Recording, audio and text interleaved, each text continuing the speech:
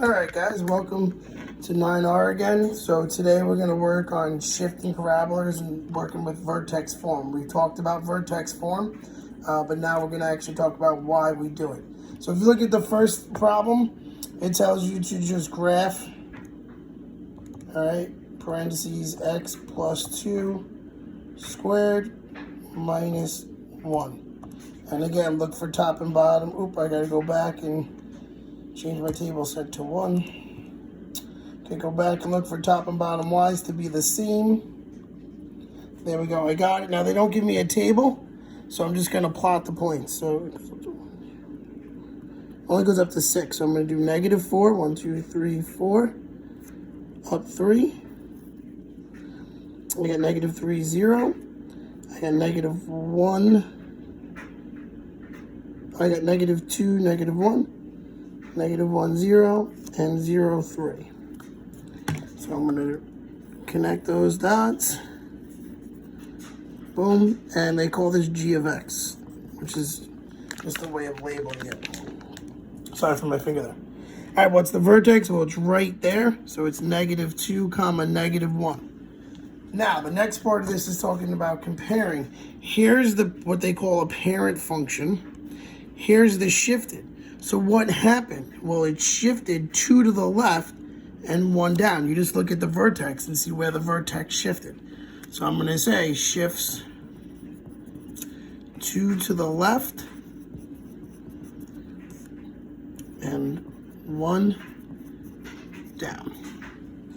And that's why we get things in vertex form, because when I get it into vertex form, I can look right at the equation and it tells me what the vertex is. It also tells me what the shift is. Inside the parentheses is a left or right shift. Outside the parentheses, up or down shift. So I can just look at the equation and find the shift. All right, so you're going to work on exercise 2 later. Let's put some notes down now, okay? So when it's in vertex form,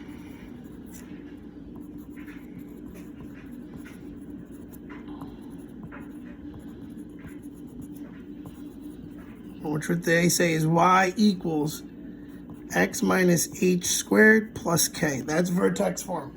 The vertex is just h comma k. So you change the sign here, put it in the front, and you keep the sign in the back. All right, that's what vertex form is. Now, when we're talking about shifts, okay, if h is positive, all right, it's a left shift.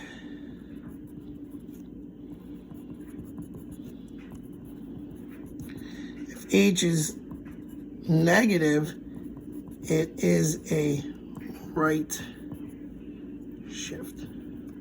So see, if we look back at the first one, all right, it's positive, so it shifted to the left.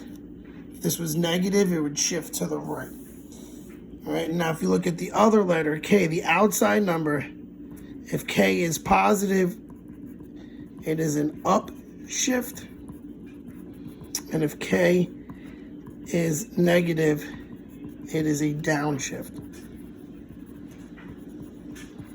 So again, looking at this first one here, right? K is -1, so it went down 1. All right, so I want you guys to work on number 2 when you get a chance. We're gonna go down 2 and 3, exercise 2 and 3, sorry. I'm gonna show you number 4. I'm gonna show you 2 examples on number 4. And show you how easy it is to find the vertex and the shift if it's in the equation already. So if we look at letter A, my vertex, just change that -5 to a +5 and leave my outside number the same. So my vertex is 5, 1. What happened? It shifted 5 to the right and up 1. So I don't even need to graph it. I can look at the equation and it will tell me the shift in the vertex. That's why the vertex form is so useful and so powerful. All right, if you look at letter B, this will be the last one we do here, and then you can finish this up on your own. Okay, here, the number inside is 6, so my vertex is -6.